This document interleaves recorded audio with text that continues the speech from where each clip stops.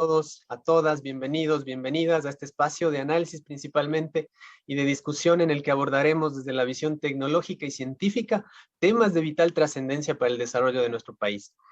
Justamente en torno a la digitalización, a la adopción de la tecnología como un mecanismo garantista de la productividad y competitividad de todos los procesos sociales, económicos y productivos.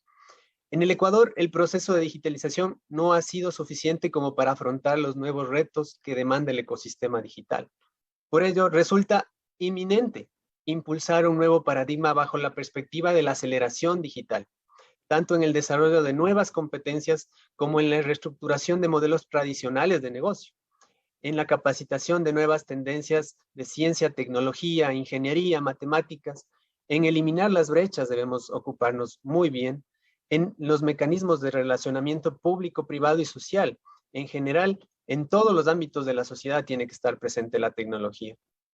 Para comenzar con el proceso de transformación digital, es vital iniciar la discusión y el planteamiento sobre la adopción acelerada del Big Data, de IoT, inteligencia artificial, y en la democratización desde los primeros años de la educación de la conectividad, seguridad, del fintech, blockchain, robótica, sensorización, economía digital, e-commerce, legal tech, servicios digitales, open data, muchas cosas y muchos términos que podemos ir generando a partir de la tecnología para el desarrollo de las cadenas productivas y digitales, ¿no? Necesitamos construir participativamente políticas y planes para erradicar la brecha digital y fortalecer la digitalización y el desarrollo tecnológico en el país. Por lo que hemos creado este espacio que permitirá a todos y a todas las profesionales, investigadores y expertos vinculados a la ciencia y la tecnología aportar con su conocimiento, visión y experiencia al futuro tecnológico del Ecuador.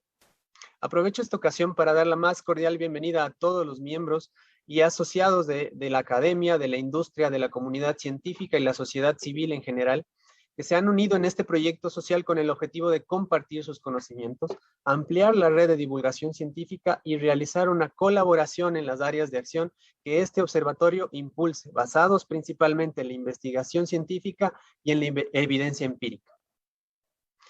Sin más preámbulos, les presento a nuestro panel del día de hoy, que está conformado por profesionales de destacada trascendencia y trayectoria tanto en el ámbito público y privado, con quienes conversaremos sobre el proceso de transformación digital en el Ecuador y las diferentes aristas. Así arrancamos. Tenemos a Ana Gabriela Valdivieso, ella es ingeniera en electrónica, con especialidad en redes de comunicación de datos por la ESPE y máster en Big Data y Business Intelligence por la Universidad Católica de Murcia, experta en aspectos regulatorios y políticas públicas de Telco y TIC, miembro de la Organización de Mujeres en la Ciencia para el Mundo en el Desarrollo de la UNESCO y fundadora del Observatorio de la Transformación Digital.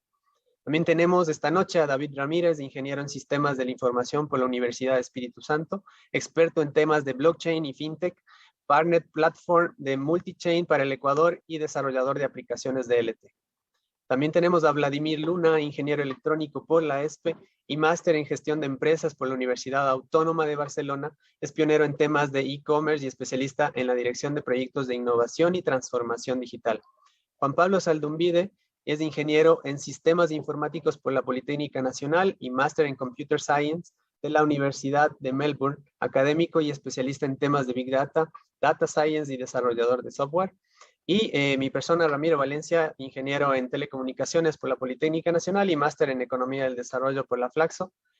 Soy consultor de telecomunicaciones y TIC y especialista en temas de evaluación cuantitativa del impacto de las políticas públicas y la regulación. Esta noche también es especial porque tenemos un invitado especial. Se llama Luis Chambaeras. Él es ingeniero en sistemas informáticos y computación, magíster en educación a distancia, máster en ingeniería computacional y sistemas inteligentes y doctor en ingeniería informática. Es investigador auxiliar acreditado por el CENESID. Actualmente es profesor e investigador de la carrera de Ingeniería de Sistemas de la Universidad Nacional de Loja. Sus líneas de investigación se centran principalmente en algo que abordaremos esta noche, que es la inteligencia artificial en educación y el e-learning. Es miembro de los grupos de investigación Galán y Tepuy y director del grupo de investigación JITIC. Pedimos a las personas que están siguiendo esta transmisión que le puedan hacer que quieran hacer algunas preguntas a nuestros expertos para que puedan ser contestadas en esta sesión. Y si queda algo pendiente, pues serán respondidas a través de todos los canales digitales que nos pueden seguir tanto en Facebook, en Twitter y en nuestro canal de YouTube, en donde podrán luego revisar toda esta sesión que hemos tenido. Sin más preámbulo, vamos a arrancar este tema central el día de hoy, en donde intervienen nuestros expertos con una evaluación primero de sus perspectivas de desarrollo tecnológico, en los cuales nos van a hablar principalmente 5 minutos acerca del tema que ellos manejan en diferentes temas, y le damos el paso primero a Ana Gabriela Valdivieso para que nos cuente sobre la transformación digital, el desarrollo de la infraestructura y las diferentes brechas asociadas a la digitalización. Te damos el paso, Ana Gabriela, muchas gracias por venir aquí.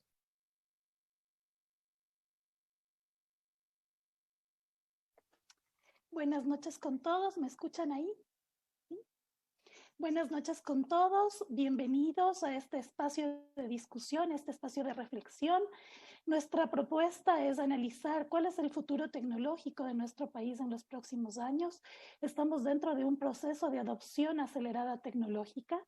La pandemia ha traído consigo este proceso que ha sido un proceso explosivo, un proceso acelerado, y que desafortunadamente, si bien la tecnología es un medio de productividad, de innovación, también ha traído consigo el reflejo de varios problemas, como las diferentes brechas en los temas de conectividad específicamente.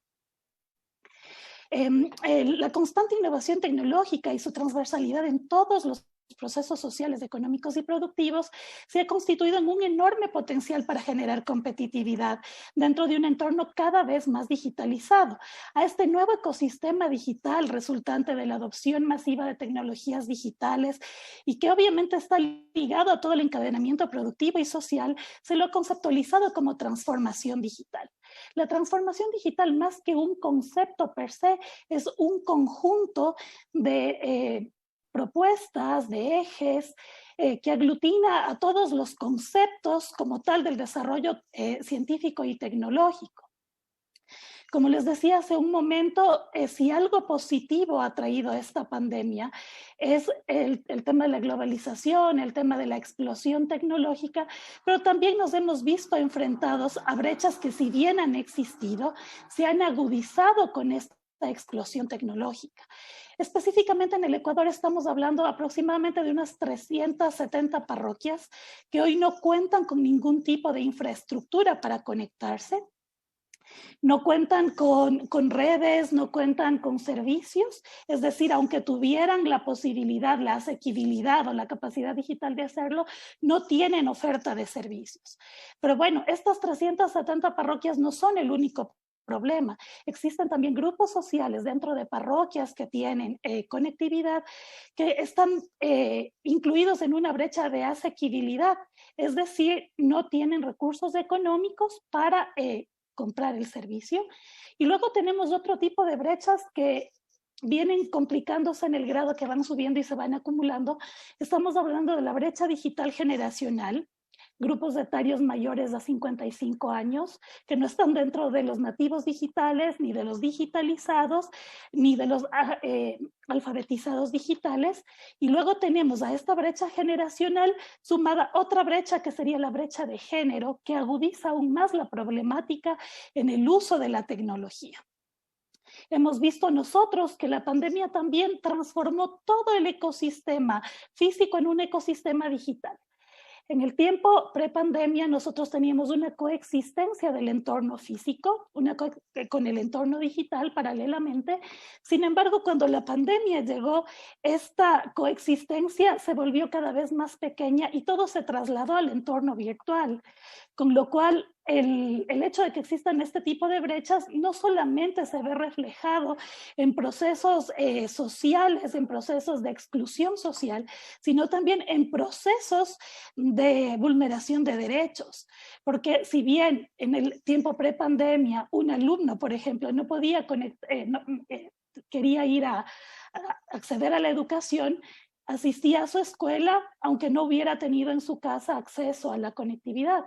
Pero en el tiempo de pandemia, todo el proceso se volvió teleeducativo, teletrabajo, telesalud.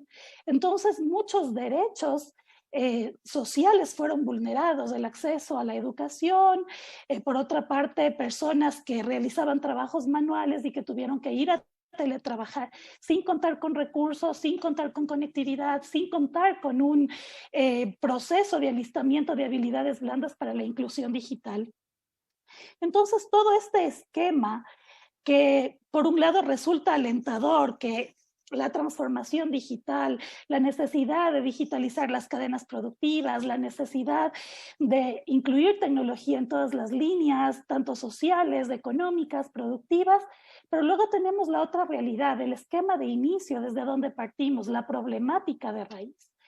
¿Qué hacemos con toda la gente que hoy no está conectada, que hoy no tiene desarrollo de habilidades blandas, que hoy no tiene asequibilidad hacia el servicio, que hoy no tiene accesibilidad en cuanto al servicio? Entonces, todo este entorno complejo es el que tenemos nosotros que resolverlo en corto tiempo. Y desafortunadamente tiene que ser en corto tiempo porque la tecnología no espera. Y la tecnología es, para mí, la herramienta básica de competitividad y productividad.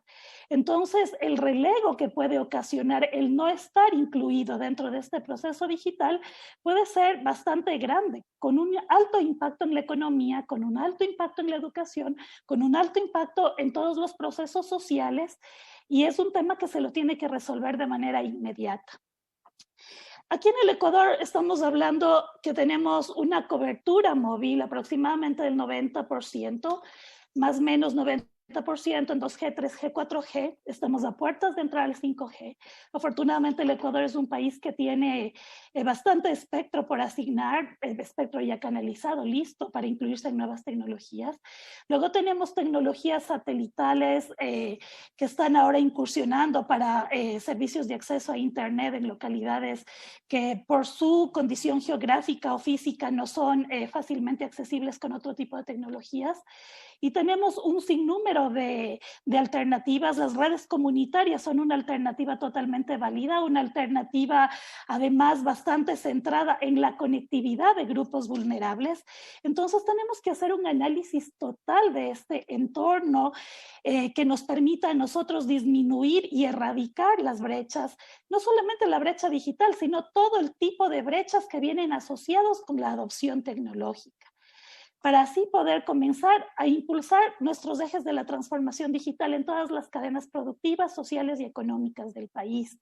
El día de hoy vamos a abordar temas maravillosos que son temas que vienen de la mano, que son parte de toda la cadena o ejes de la transformación digital, que son ejes que tienen que iniciar su discusión, que tienen que iniciar su implementación, que tienen que recorrer el camino hasta alcanzar su madurez para poder llegar a un estado de transformación digital o de digitalización. Pero todos estos son retos. Como vemos en el camino, la tecnología viene siendo para nosotros un medio para alcanzar productividad, competitividad, pero tenemos que sortear una cantidad de problemas en el camino. Otro tema es la regulación y las políticas públicas. Lamentablemente hay temas regulatorios, no solo en Ecuador, a nivel mundial, que siempre van tras la tecnología y que no permiten que muchos temas tecnológicos puedan ser desarrollados de manera oportuna. Esa regulación tiene que también transformarse digitalmente, tiene que entrar a un concepto más grande. Ya las telecomunicaciones no son todo el marco, las telecomunicaciones ahora son el medio para llegar a un marco más grande que es la digitalización, incursionar en la economía digital, incursionar en procesos de transformación tecnológicos. Entonces tenemos muchísimos retos por cumplir, por sortear. No va a ser un camino fácil y desde el observatorio nosotros queremos apalancar este proceso a través de nuestros conocimientos científicos, tecnológicos, a través de la evidencia científica, a través de la divulgación, a través de estudios, de estadísticas, de números, poder apalancar este proceso para que comience lo antes posible y que las dificultades que tengamos que sortear sean lo más leves posible. Muy bien, muchísimas gracias, Ana Gabriela. Justamente en ese sentido, tengo una pregunta que va saliendo de lo que nos acabas de comentar y me viene a la mente justamente las cifras del INEC del año 2019, que son las últimas que están publicadas en el portal, en donde justamente esa brecha de tenencia de teléfono celular, por ejemplo, y hablemos de la brecha geográfica entre las zonas urbanas y rurales, que llega aproximadamente al 18%, y también la brecha del uso del Internet que llega al 24% aproximadamente. Y no se diga también de aspectos de género que topaste en tu intervención, que son muy importantes, ya que la brecha de género, si bien es cierto que vemos que en este contexto de la pandemia se ha incrementado, volvimos a los mismos niveles de brecha que teníamos hace 10 años atrás. Lo dicen las cifras del INEG igualmente, no lo digo yo. Topaste otro tema también de la necesidad de cubrir 370 parroquias rurales con servicios de telecomunicaciones y también de la cantidad de recursos disponibles que se tienen, como el espectro. Entonces, cuéntanos desde esa perspectiva, ¿qué puede hacer el Estado para generar procesos de inclusión digital y de asignación de estos recursos estratégicos para ampliar la cobertura de los servicios en el país? Bueno, creo que esfuerzos se han realizado, pero no han sido suficientes. Han sido esfuerzos que han ido acompañados de temas de planes de expansión, de temas de alistamiento digital, pero no han tenido una concepción de entorno digital completo. Entonces, este tema de brechas debe abordarse a nivel de capas. Hay brechas que son más fáciles de erradicar y hay brechas que son más complejas. Y el problema se da cuando todas estas brechas confluyen en un mismo grupo social. Por ejemplo, puedo tener una persona que tiene una brecha generacional, alguien de más de 55 años, tiene una brecha generacional en cuanto al uso de la tecnología. Pero en su casa tiene conectividad, tiene equipamiento tecnológico de acceso y tiene alguien que le pueda ayudar a surtir sus necesidades. Entonces, en esta persona la erradicación de la brecha no se vuelve tan compleja como en alguien que tenga brecha de asequibilidad, es decir, no pueda pagar el servicio, tenga brecha de accesibilidad, no tenga equipamiento, no tenga conectividad, tenga brecha generacional y adicional a eso tenga una brecha de género. Podemos hablar de una ama de casa que está dentro de un grupo de los quintiles más bajos, en un grupo etario de los 55 años en adelante. Entonces, estas personas que están en estos grupos son las que se tornan erradicar la brecha en estos grupos se torna más complejo porque ya no vamos solo al tema de la conectividad, vamos al tema de desarrollar habilidades blandas, de alfabetizarles digitalmente, de ponerles en contacto con la tecnología y bueno, ese es el medio, pero nuestro fin es que con el uso de la tecnología, estas personas puedan mejorar su economía, se puedan volver productivas, puedan poner a la venta sus productos, es decir, que la tecnología no sirva únicamente para comunicación, que si bien es uno de los parámetros importantes, no es el objetivo final. La idea es que la tecnología pueda servir como ese impulsor para incrementar la productividad y obviamente una vez incrementada la productividad y la competitividad, todo esto impacta en el sistema macroeconómico y el país se vuelve económicamente competitivo. Entonces, el proceso de asignación de espectro tiene que ser un proceso ágil. Necesitamos incluir nuevas tecnologías dentro de la vida diaria. Tenemos ya hoy mismo el tema del Internet de las cosas. Necesitamos nosotros tener a la gente conectada para educación, para salud. Entonces, creo que tenemos un trabajo importante que realizar desde este lado. Y las políticas públicas tienen que ser claras, tienen que ser específicas, la regulación tiene que acompañar, el marco administrativo tiene que acompañar el proceso. Hay muchos países que incluso han tenido que llegar al punto de emitir una ley específica para el proceso de transformación digital, porque claro, es un proceso totalmente transversal que toca absolutamente todas las cadenas sociales, productivas y económicas. Entonces, el esfuerzo que hay que hacer es un esfuerzo grande, es un esfuerzo que se tiene que ir haciendo por capas, desde la raíz, desde el principio, supliendo absolutamente todas las necesidades para que las brechas que van quedando en el camino no se vayan sumando y se vuelvan al final una especie de círculo vicioso, es decir, lo que tenemos que hacer con la tecnología es transformar este círculo vicioso de brechas en círculo virtuoso de oportunidades para que al final podamos lograr el objetivo que es tener personas competitivas, personas que mejoren su nivel educativo, personas que gracias a la tecnología puedan mejorar su nivel productivo y con todo este proceso impactar directamente en los indicadores nacionales, tanto de competitividad como económicos del país. Excelente, muchísimas gracias, Ana Gabriela. Excelente exposición y la respuesta que esta noche nos has dado.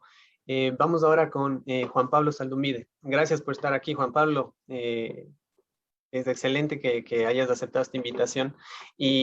Como experto en Big Data y en temas de ciencia de datos, quiero que, digamos, nos tienes 5 minutos para poder explicarnos cómo poder aplicarlo el Big Data aquí en el Ecuador. Tenemos mucha audiencia que nos está escuchando y que vea, como dijo Ana Gabriela, ¿no? Que esto no es solo un tema de telecomunicaciones, sino que va ampliado también al desarrollo de la industria tecnológica, y ahí, digamos, tu experiencia es muy valiosa. Juan Pablo, adelante.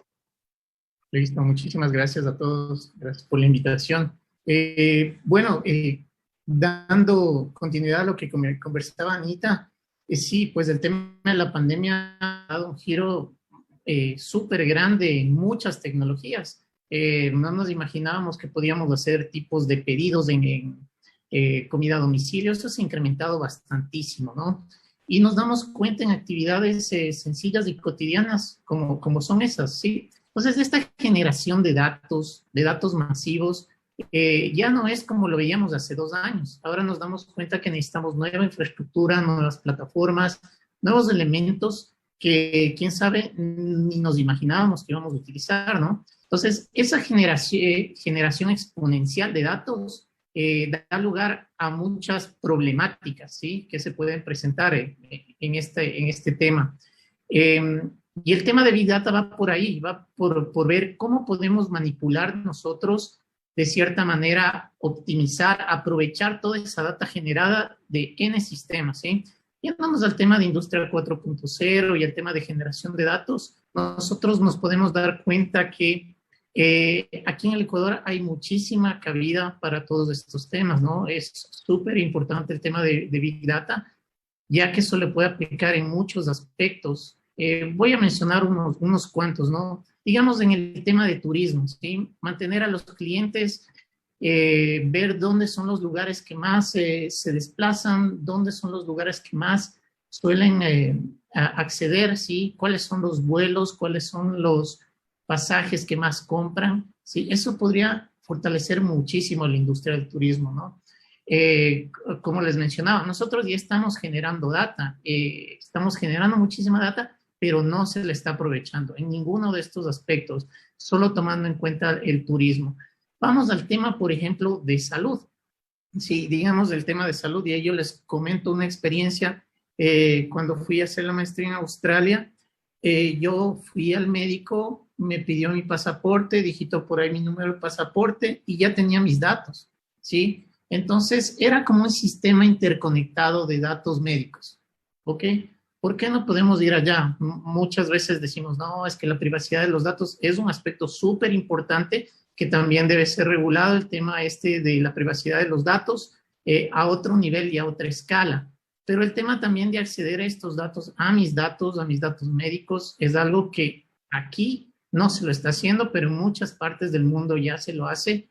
No últimamente, sino hace, no sé, unos 10 años, lo que les comento fue hace 8 años. Entonces, se puede dar mucha cabida en el tema de la salud. En el tema del retail o de ventas, también nos puede ayudar el tema de Big Data, ¿no?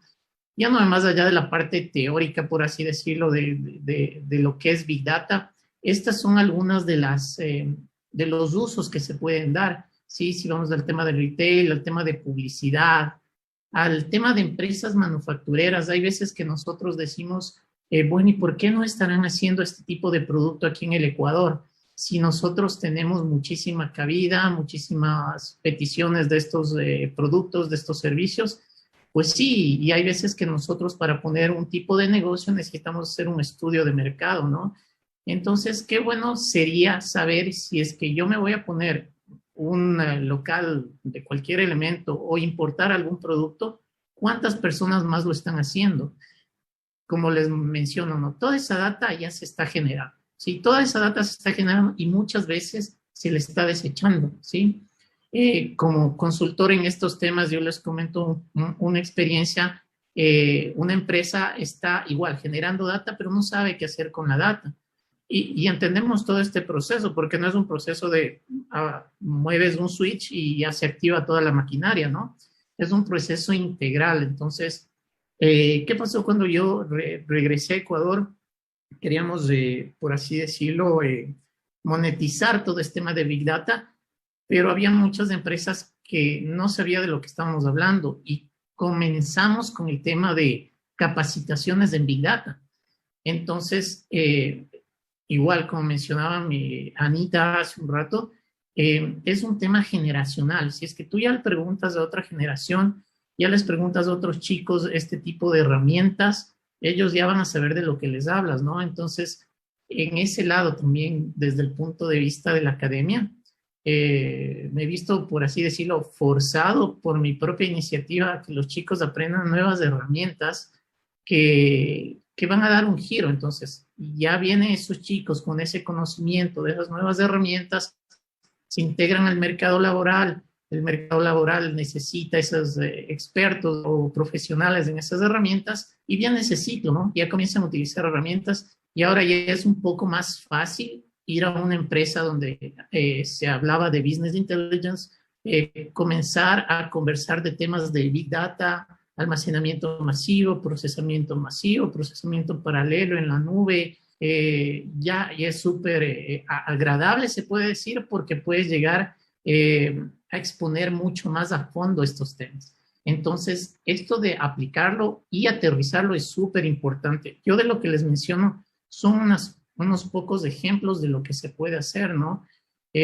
Ahora sí tenemos bastantes desafíos y eso es lo interesante, porque con estos desafíos nosotros, igual, temas de conectividad, como que poco a poco ya los vamos superando, por así decirlo, temas técnicos, tecnológicos de la misma manera, entonces hay que fortalecer esa parte en el tema de capacitaciones, en el tema de formación profesional también, en todos estos temas, ¿no? Para que no sea un experto internacional el que venga a implementar cosas que tranquilamente se pueden hacer aquí. Tenemos muchísimo capital humano y eso es muy gratificante. Buenísimo, Juanpa, todo lo que nos has comentado. Hablaste mucho de datos, de los datos que generamos personalmente, digamos, de ahí se me viene a la mente siempre un futuro orwelliano, pero te hago una pregunta, ¿no? En Estonia, por ejemplo, es un claro ejemplo del desarrollo de la identidad digital y cómo esto puede promover la eficiencia en los procesos de compras públicas, servicios públicos, asignación de transferencias monetarias condicionadas, pero es necesario no solo tener la infraestructura, sino también la legislación que apalanque este proyecto a partir de datos distribuidos, seguridad frente al hacking y la pérdida de datos, y lo más importante, la privacidad de los datos personales, la privacidad de la información. ¿Qué crees que el Estado debe hacer para generar los procesos que no únicamente estén basados en infraestructura sin tomar en cuenta algo que es bien importante, la legislación y una legislación de protección de datos personales frente a todo el uso que un gobierno puede darle a nuestra información? Excelente, Ramiro, los temas que me mencionas. Sí, efectivamente, todos estos procesos de aplicación de la tecnología no son de un chasquido, ¿no? Y desde el lunes comenzamos a aplicar todo esto, no. Es un proceso. Y uno de los puntos principales, como les había mencionado, es el tema de apalancarnos en políticas públicas. O sea, nosotros desde la academia, desde la ciencia, desde cualquier ámbito que nosotros quisiéramos apoyar, si es que no tenemos una política firme que nos ayude en estos temas, estaríamos arando en el mar, ¿ya? Entonces, es muy importante el otro punto que mencionas, el de la privacidad de los datos, ¿no? Bueno, por ahí podemos saber que nos dimos, bueno, mucha gente se dio cuenta en la parte de la pandemia que los datos de los celulares, obviamente las telefónicas lo tienen, ¿no? Y es un activo de ellos y ellos lo pueden comercializar, ¿sí? Entonces, en las letras chiquitas donde nosotros firmamos por los planes de celular, estamos diciendo que ellos saben dónde estamos, ¿no? Ahora, el uso de las mismas, el uso de todos esos datos es lo que tiene que ser fortalecido, cubierto y de cierta manera garantizar a todos los ciudadanos que esos datos van a ser usados de buena manera, ¿sí? Hay mucho, se puede decir, tipo de paranoia, por así decirlo. Entonces, si es que ponen más cámaras, si es que mi celular me están traqueando, entrar en ese pánico de saber cosas que, quién sabe, son muy privadas, ¿no? Entonces, si es que no tenemos una legislación relacionada a este tema, que apalanque, que nos fortalezca, que garantice al ciudadano de que los datos generados por nosotros mismos están siendo utilizados por terceras personas, es muy difícil avanzar en este tema, ¿no? Pero sí es uno de los puntos principales, pero lo que yo siempre comento, o sea, no deberíamos esperar a que esté lista una legislación, una ley, sin estar trabajando paralelamente. O sea, sí se puede ir trabajando paralelamente en este tipo de implementaciones mientras se está trabajando otras áreas en el tema de apalancamiento, protección de datos, en el tema de seguridad, en el tema técnico, tecnológico, etcétera. ¿Sí? Entonces, se puede trabajar paralelamente en muchos aspectos, sin descuidar estos temas, ¿no? Muchas gracias, Juan Pablo. Interesante respuesta. Siempre se queda más tela que cortar, pero bueno, el tiempo es el peor enemigo que tenemos aquí. Muchas gracias por tu participación.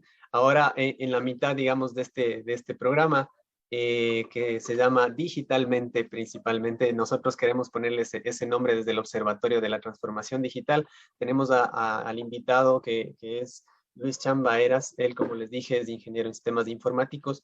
Luis, ¿cómo estás? Nos vas a hablar ahora sobre las nuevas tecnologías de la educación y su democratización. Bienvenido, tienes 5 minutos para exponernos sobre tu tema y posteriormente haremos alguna pregunta que también les invitamos a las personas que nos siguen en el canal. Si es que tienen alguna pregunta por cualquiera de nuestros canales, sea Twitter, sea Facebook o YouTube, lo pueden hacer y pueden verlo luego también este programa. Adelante, Luis. Bienvenido.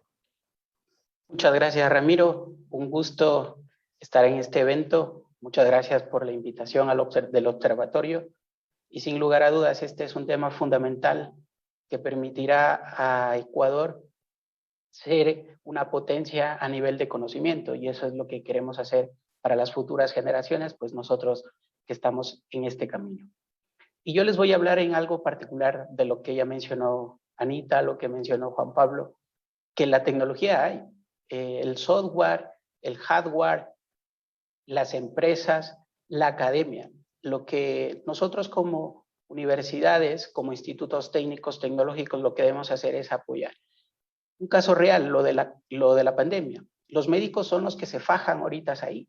Entonces, nosotros como académicos en el campo de las tecnologías de la información y comunicación son los que nos debemos fajar en el otro lado, en el campo educativo. Es decir, desde las universidades, generar procesos de alfabetización, ¿sí?, digital, de procesos de democratización de la tecnología con nuestros chicos, con nuestros grupos de investigación, con las empresas que tenemos contactos.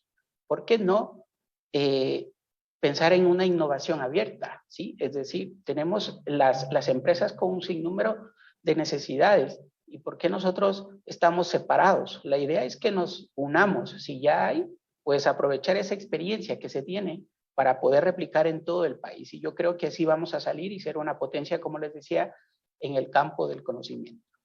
Yo hago una reflexión, ya que estamos topando el tema de la transformación digital en educación. Nosotros somos de una generación, todos los que estamos aquí en este conversatorio somos de una generación en donde había mucha teoría en nuestros tiempos y poca práctica. Los profesores valoraban más la memoria que la reflexión. Eso eran nuestros tiempos, ¿no? Recuerden épocas universitarias. Actualmente todavía eso se mantiene. Todavía eso se mantiene, tanto a nivel de primaria, secundaria o en la parte de universidad. Incluso también en ciertas etapas de formación de los profesionales, cuando nos dicen, bueno, tienes que dar una certificación y pues vamos a tomarte un test o algo así. Entonces, Básicamente, yo creo que si a nosotros comenzamos a trabajar de otra forma, más prácticos que teoría, yo creo que le vamos a encontrar, como decimos, el gusto a lo que hacemos, a que se nos haga como disfrutar de lo que hacemos antes que sufrir. Por ejemplo, los niños tienen un potencial bárbaro. Ellos son científicos en potencia. Ténganlo bien claro. O sea, ellos aprenden por descubrimiento. Nadie les enseña a leer. Un niño de un año, ellos ya manejan estos aparatos tecnológicos y todo esto, y lo hacen mejor que un adulto. Por lo tanto, debemos ver qué hacemos con esta generación, cómo le apoyamos como padres, como miembros de las academias, como el Estado. Es fundamental definir políticas. Y algo que concuerdo con Juan Pablo es no esperar a que existan las políticas, sino más bien dar el salto, tal como lo están haciendo en el observatorio. Entonces, eso es muy importante. Saber que los niños tienen ese potencial, pero normalmente si los formadores, ¿sí? Es decir, si nuestros maestros no están capacitados, no están preparados con lo que tenemos actualmente, ¿qué vamos a esperar de los niños? ¿Sí? Entonces, necesitamos que estos profesores puedan ser capacitados independientemente de quién lo haga, pero ellos necesitan ayuda nuestra. Y sobre todo, para poder involucrarse en estas tecnologías inmersivas. Al hablar de tecnologías inmersivas, pues yo me voy a centrar básicamente en el tema de la inteligencia artificial en la educación. Es un cambio muy, muy grande lo que está ocasionando la inteligencia artificial en todos los campos. La inteligencia artificial es la simulación de los procesos cognitivos, de razonamiento, de aprendizaje, en este caso, de los seres vivos. Puede ser el hombre o en este caso algún animal. Y como lo dije, es una simulación nomás. Entonces mucha gente por marketing actualmente se está teniendo que la inteligencia artificial puede desplazar ciertos trabajos, pero no, es al contrario. Necesitamos gente para Big Data, necesitamos gente para la ciencia de datos. Entonces, fomentar estas nuevas profesiones desde edades tempranas es lo fundamental y es lo que tenemos que trabajar, no 1 o 2, sino de aquí unos 20 o 30 años. Así que eso es lo que nosotros hacemos. Tenemos planteado un proyecto que tiene que ver con la democratización de la inteligencia artificial desde edades tempranas aquí en Ecuador. Es un proyecto que lo financia el CEDIA con las universidades de Loja, la Técnica, la UID, la Nacional de Loja, la Estatal de Bolívar, el Ministerio de Educación. ¿Y qué es lo que perseguimos? Democratizar este conocimiento para que nos llegue a todos, incluido los padres, los profesores, los directivos y los niños. Nosotros le damos a un niño algo, una herramienta, ellos lo descubren inmediato y a nosotros nos cuesta todavía un mundo aprenderla. Entonces, ¿por qué no aprovechar eso? La evidencia científica a partir del 2018 demuestra que sí es posible. Hay muchos recursos abiertos, hay entidades como el MIT que ha construido currículums para poderlos nosotros implementar de una manera abierta, adaptarlos a nuestras necesidades. Entonces, nosotros podemos garantizar una educación para el mañana, ¿sí? Entonces, la academia, en conjunto con empresas, con comunidades, nos van a permitir apostarle al conocimiento, que no es nada descabellado lo que estamos nosotros proponiendo, de que un niño aprenda, por ejemplo, a desarrollar un chatbot que le permita a él aprender los números, las operaciones básicas. No es nada loco, eso ya existe. Lo que tenemos que es cambiar nuestra mentalidad de que sí podemos, de que Ecuador tiene el talento, porque ventajosamente lo tenemos y aquí estamos reunidos.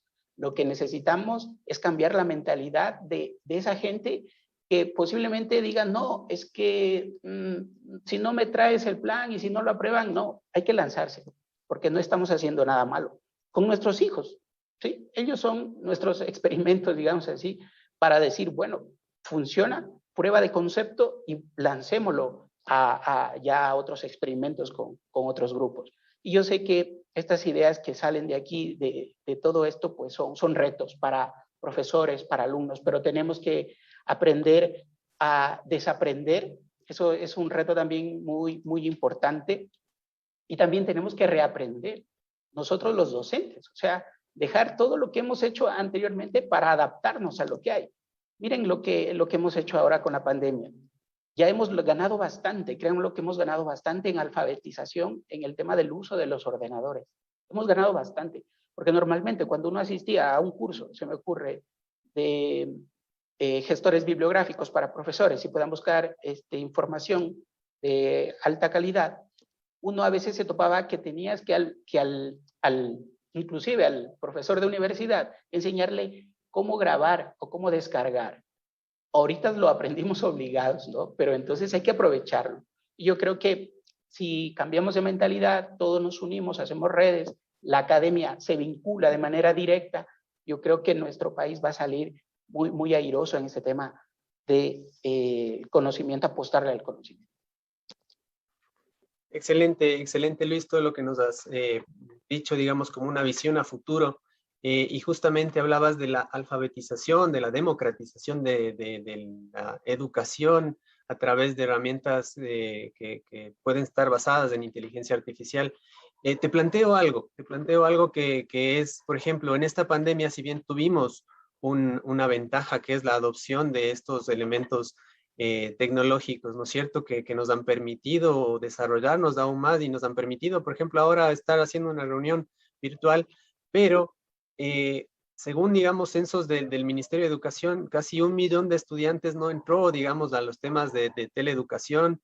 35% eso quiere decir 35% del universo total de estudiantes estuvo alejado de sus clases, digamos, de alguna manera no estuvo vinculado con esa autoeducación que tenía, digamos, que tuvieron la posibilidad otras personas, principalmente en las zonas urbanas. ¿Qué hacer también para democratizar estas herramientas basadas en inteligencia artificial, programación, en todos estos niños, o sea, en todos estos adolescentes que de alguna manera no están recibiendo ahora ninguna asesoría por parte de sus profesores o se están autoeducando con alguna guía curricular, de manera continua me refiero? Gracias, Ramiro. Sí, es un gran reto, como les mencioné casi al final de mi intervención, pero no imposible. Y como les dije al inicio, la academia juega un rol importantísimo, la investigación, los grupos, las ONG sobre todo, porque en realidad, si estas personas, pues existe una gran brecha, y al escuchar inteligencia artificial, todos nos imaginamos que hay que programar, que hay que hacer un montón de cosas. Lo que nosotros podríamos hacer es trabajar más la parte del pensamiento computacional mediante actividades desconectadas. Es decir, tanto para hacer actividades de inteligencia artificial ahorita, ¿no?, en tiempo real, con un software como Scratch, o como PictoBlocks, o como Machine Learning for Kids, etcétera. Nosotros tranquilamente podemos crear guías, y ahí está responsable las facultades de educación, en donde en conjunto con los expertos en inteligencia artificial puedan crear estos currículos, no reinventar la rueda, sino más bien adaptarlo a nuestra realidad, es decir, adaptarlo a las necesidades particulares de nuestro contexto, mediante actividades desconectadas. Entonces los niños pues, llegan con sus guías, y luego cuando ellos ya enfrentan las herramientas ya en línea o con software que nosotros podamos trabajar, pues ya no se les va a hacer nada dificultoso. Entonces, yo creo que es un papel muy importante esto de que las facultades de educación con otras facultades que también involucran la parte técnica, la parte de humanismo, podemos trabajar en conjunto. Entonces, esto no es solo de informáticos, sino más bien esto es de un equipo de muchas disciplinas que nos unamos para atacar estas brechas. Por ejemplo, yo escuchaba acerca de que hay muchas parroquias que no tienen acceso, como 300 y algo, escuchaba. Pero claro, si nosotros los académicos hiciéramos investigación, yo creo que les podríamos llegar con conectividad a esos lugares, ¿sí? Si una ONG puede brindar esos puede solventar esos gastos. Yo creo que las academias, o sea, la academia más la empresa pueden unir y pueden hacer fuerza, así como les decía de los médicos, que ellos se están fajando. Ahora nos toca a nosotros, a las universidades, fajarnos.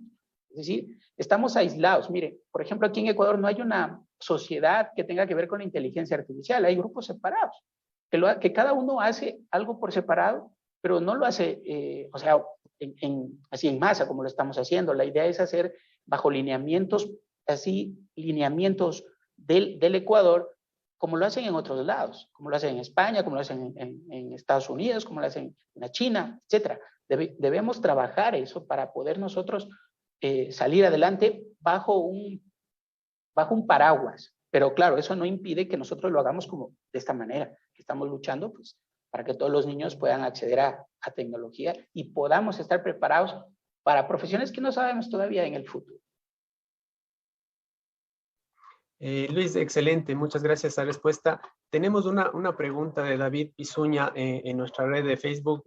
No quiero irme sin dejarte de hacer esta pregunta muy rapidito, un minuto, que nos dice: todos sabemos que la inteligencia artificial está cambiando los modelos de educación.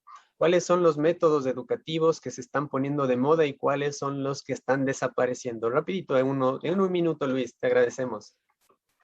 Bueno, en realidad no están desapareciendo. Lo que estamos haciendo es utilizando la tecnología para mejorarlos. Recuerden, o sea, hay procesos de hace siglos que ahorita los estamos poniendo en práctica con la inteligencia artificial. Por ejemplo, John Dewey, él propone que los niños aprendan con indagación, y ahorita si le damos a un niño una tablet, él tranquilamente aprende a manejar la tablet, pero él no sabe ni leer, no sabe nada, ni si le decimos léete el manual, no lo va a leer. Entonces, hay cosas que los niños lo hacen, o sea, que en esta generación, a diferencia de la nuestra, es muy difícil. O sea, si a mí me pones a que yo aprenda un nuevo lenguaje de programación, me va a costar bastante. Pero a un niño, yo creo que se le va a facilitar, como les decía, no los convirtamos para que los niños sean un ingeniero, sean un matemático, sean un abogado, no.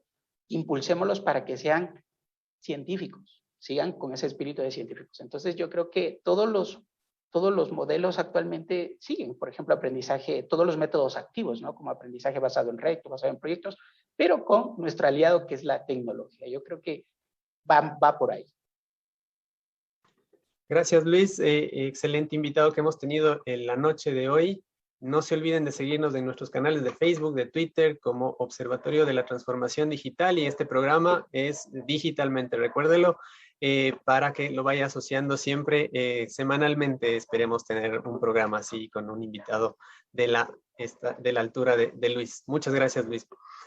Ahora vamos a ir con Vladimir Luna. Vladimir Luna es parte también del observatorio y él en esta noche nos va a hablar sobre el ecosistema y emprendimiento digital basado en su especialización en temas de proyectos de innovación y proyectos digitales. Adelante, Vladimir. Sí, muchas gracias. Gracias, Ramiro, por la presentación. Muy buenas noches para todos mis compañeros panelistas y de igual manera a nuestra audiencia digital. Estoy muy contento por compartir con ustedes varios criterios sobre estos asuntos de transformación digital que sin duda a todos nos apasiona. Mira, el ecosistema de emprendimiento y de innovación digital debemos comprenderlo como un sistema que evoluciona, que va construyéndose sobre la base de recursos digitales previamente disponibles. Es como un juego de Legos, podemos decir. La experiencia internacional en esta materia demuestra además que los ecosistemas de innovación crecen y maduran de la mano del ecosistema productivo subyacente. Es decir, nosotros como país somos un país exportador y los procesos de innovación deben estar atados necesariamente a esos procesos productivos subyacentes. En la década de los 90, el sector del desarrollo de software y aplicaciones en Ecuador tuvo un auge importantísimo. Podríamos tal vez llamarlo su época dorada. Por citar un ejemplo, Signum, empresa 100% ecuatoriana, fue proveedora de software lingüístico para Microsoft. Tal vez muy poca gente conoce este detalle, pero de gran relevancia. También el software bancario tuvo emprendimientos de talla internacional, así como en estos últimos años los esfuerzos para digitalizar el Estado catapultaron empresas que hoy tienen clientes en varias partes del mundo. Creo que eso es necesario relevarlo, informarlo, porque en efecto tenemos capacidad productiva en temas de tecnología. Sin embargo, como lo había dicho anteriormente, aun cuando nuestro país es un importante exportador de productos como por ejemplo el banano, el cacao, el camarón, la producción y adopción masiva de tecnologías relacionadas a estas áreas o estas actividades es prácticamente incipiente. Estoy seguro que no es por falta de personal calificado, definitivamente no lo es, sino más bien hace falta una hoja de ruta que sea construida colectivamente y que evidentemente pueda mostrarnos las necesidades y oportunidades que existen en estos sectores. Asimismo, es importante mapear las interdependencias tecnológicas que existen entre las diferentes cadenas productivas.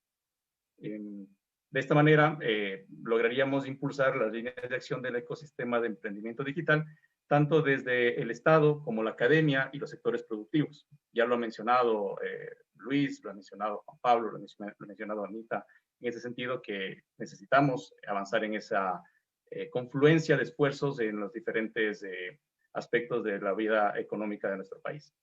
La experiencia nos dice que uno de los principales bloques del Lego y catalizadores de estos ecosistemas de emprendimiento son los sistemas de pago, por ejemplo.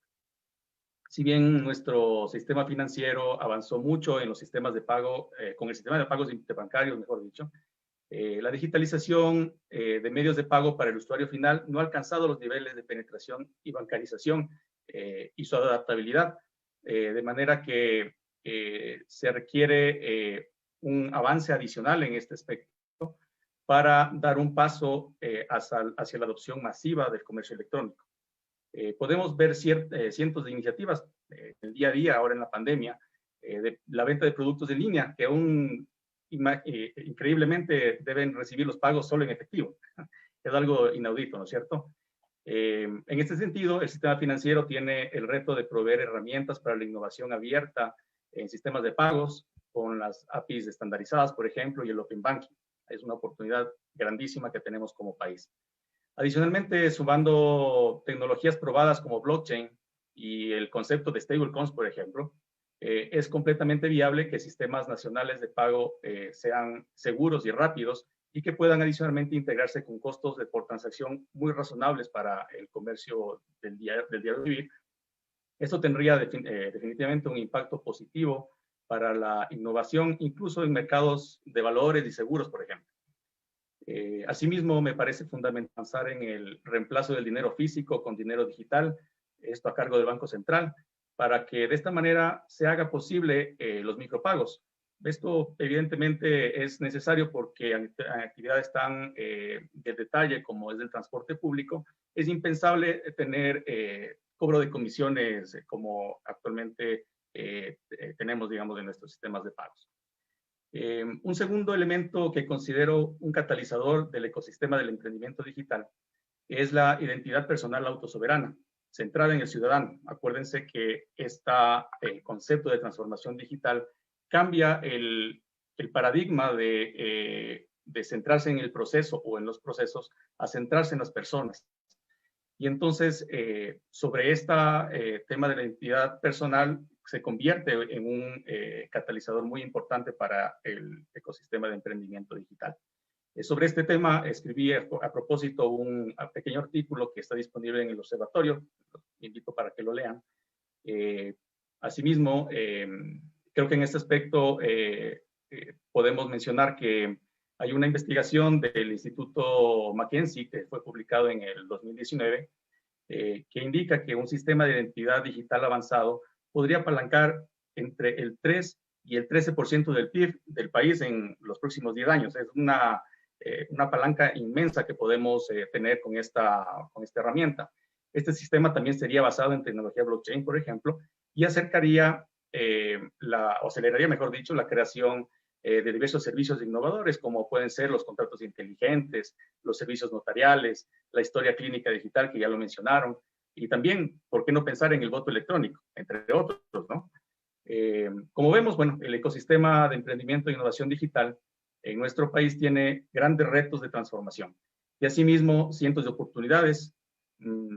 Básicamente me gustaría dejarles en mente que hay una poderosa frase que manejamos en el tema del emprendimiento y es que el emprendimiento es acción.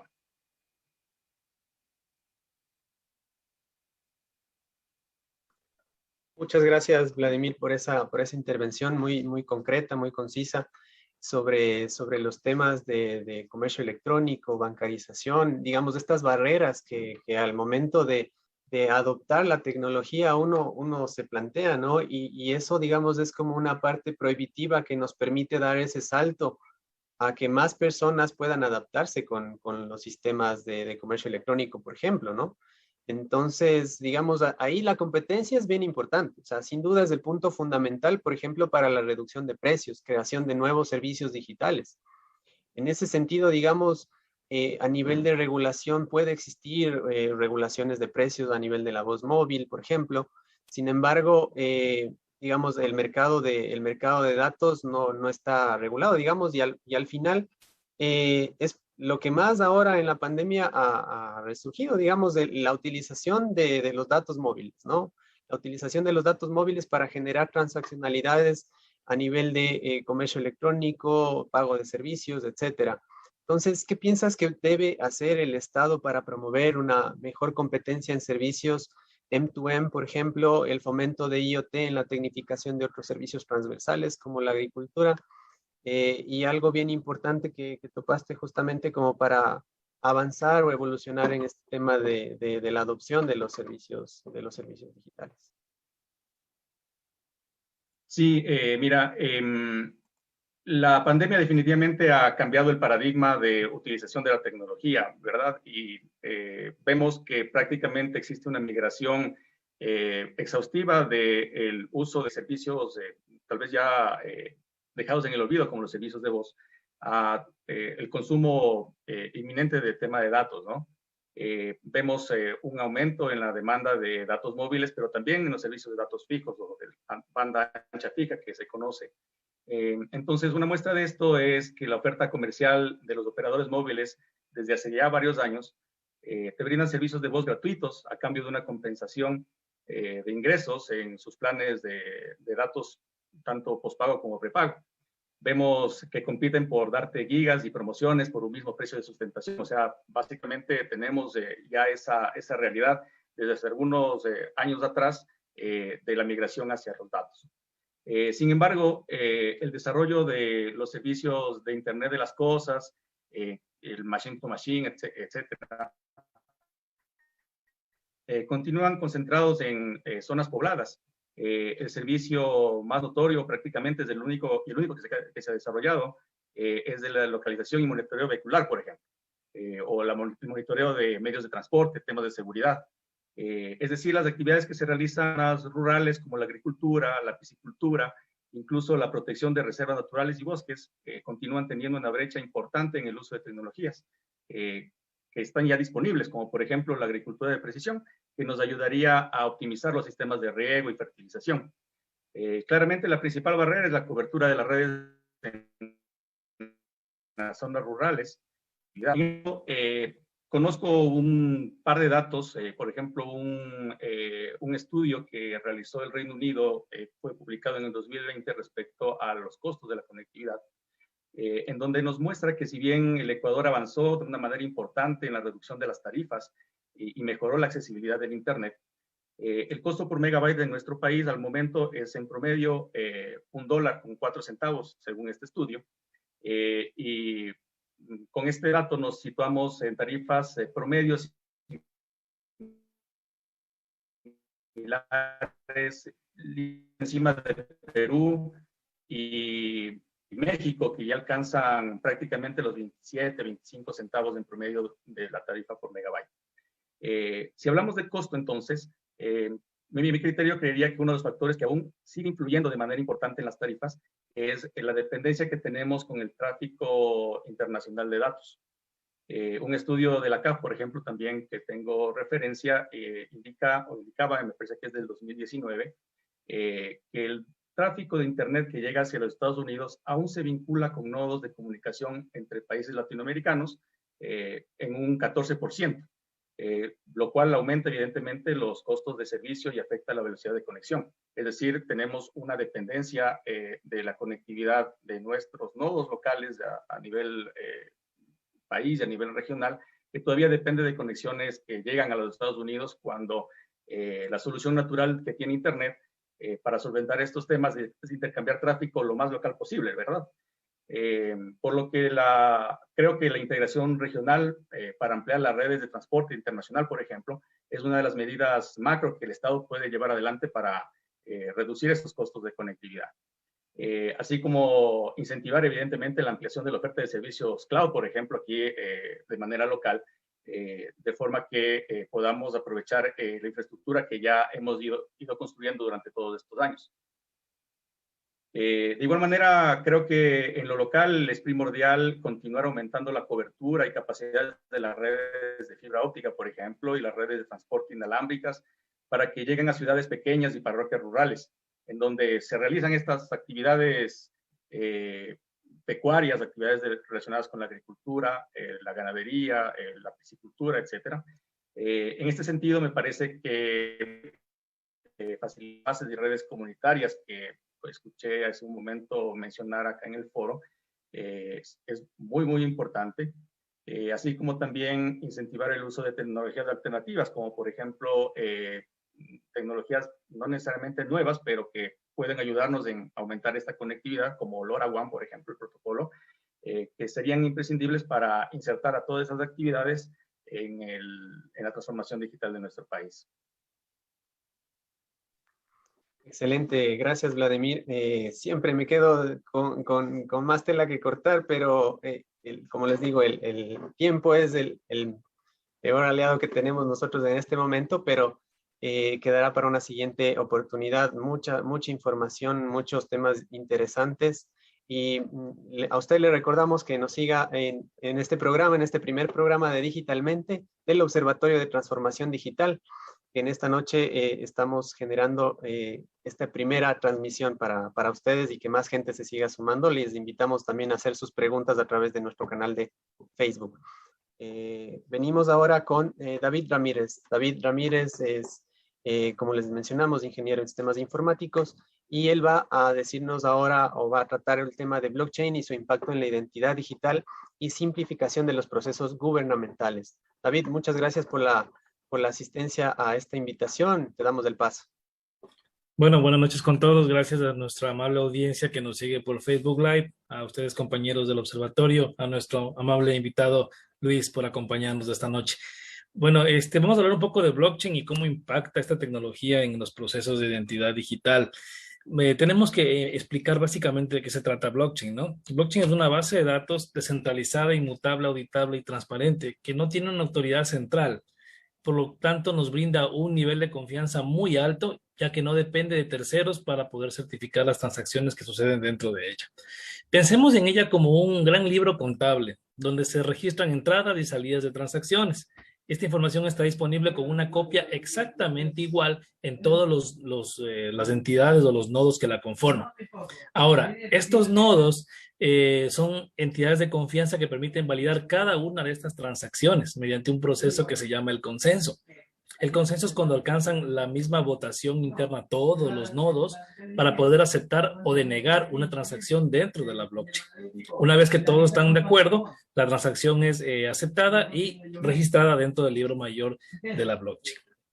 Ahora, estas transacciones vienen dentro de un bloque virtual que se llama, justamente es la razón por llamarse cadena de bloques, que van concatenados uno junto a otro a través de una firma digital denominada hash, que siempre está pegada, digamos, al bloque anterior. Si alguien intenta desarmar o desordenar la cadena de bloques con las informaciones, simplemente la cadena se denega y todas las transacciones que están dentro se desechan. Por tanto, es muy, pero muy resistente a los ataques. Hasta ahora, de hecho, la blockchain más grande del mundo, que es Bitcoin, no ha podido sufrir un solo ataque en más de 11 años de vida. Entonces, estamos hablando de un sistema altamente resiliente.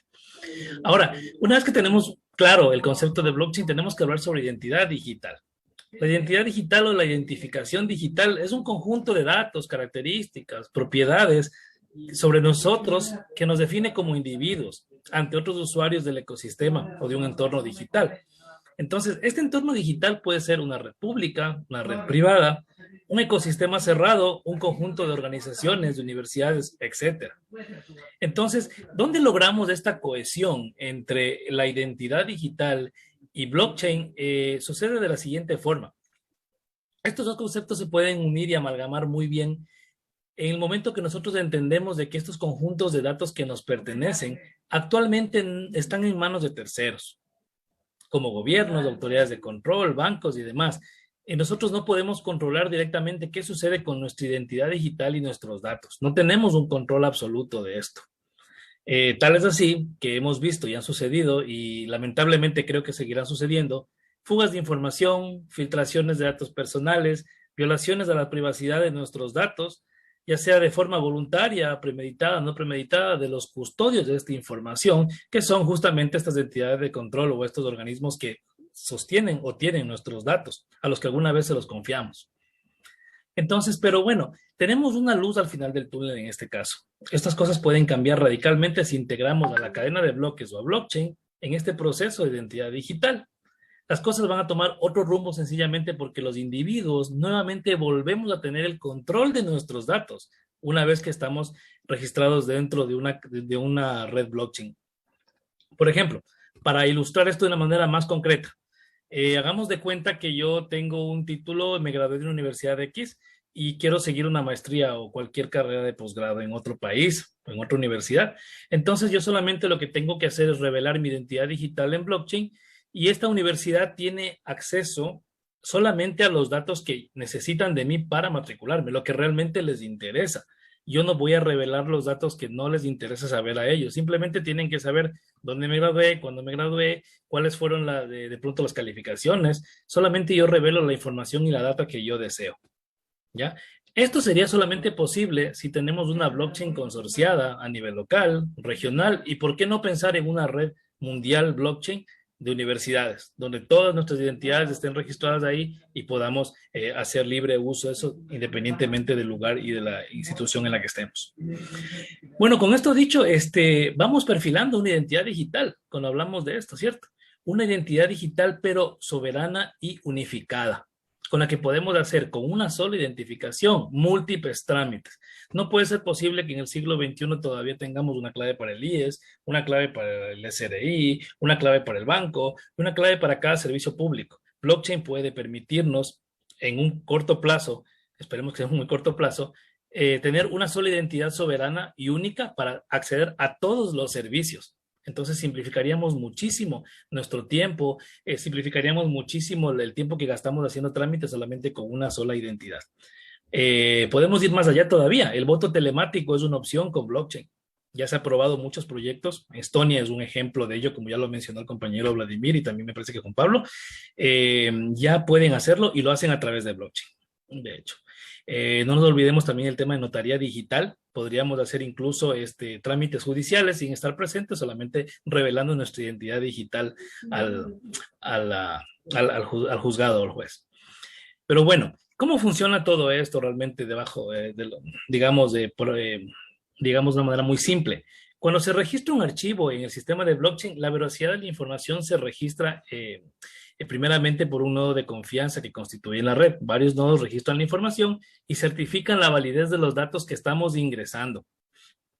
Ahora, a diferencia de cómo ingresamos los datos de una base de datos tradicional, blockchain es un poco diferente. Se incorporan algoritmos criptográficos para proteger nuestra información, de modo de que solamente revelamos la información que realmente necesitamos. Todos nuestros datos los tenemos nosotros y nosotros controlamos ahora sí como ciudadanos qué es lo que entregamos y qué es lo que no. Ahora, existen iniciativas a nivel Latinoamérica, por ejemplo, el proyecto de Rift Directory, que trabaja bajo el esquema de RSK, que es una blockchain de tipo privada, open source, que integra las funciones de Bitcoin y de Ethereum juntas, ¿no? Es una sidechain en la que están trabajando ya en el tema de identidad digital a través del proyecto Rift Directory. También tenemos proyectos como la Sovereign Foundation, que es una entidad sin fines de lucro, que también ofrece ya un sistema de identidad centralizada y también sobre open source, donde podemos desarrollar aplicaciones on top, encima de su plataforma.